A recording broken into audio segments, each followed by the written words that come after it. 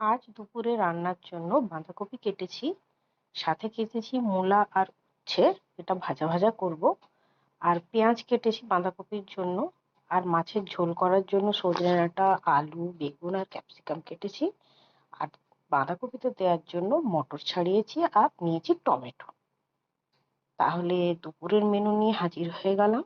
এই যে মূলো আর উচ্ছে ভেজে নিয়েছি রাঁধুনি ফোড়ন আর শুকনো লঙ্কা দিয়ে।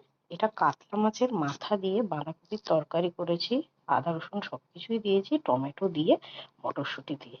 নিয়ে নিয়েছি ভাত, আর নিয়ে নিয়েছি কাতলা মাছের ঝোল, সজনে ডাঁটা, আলু, বেগুন, ক্যাপসিকাম দিয়ে কাতলা মাছের ঝোল।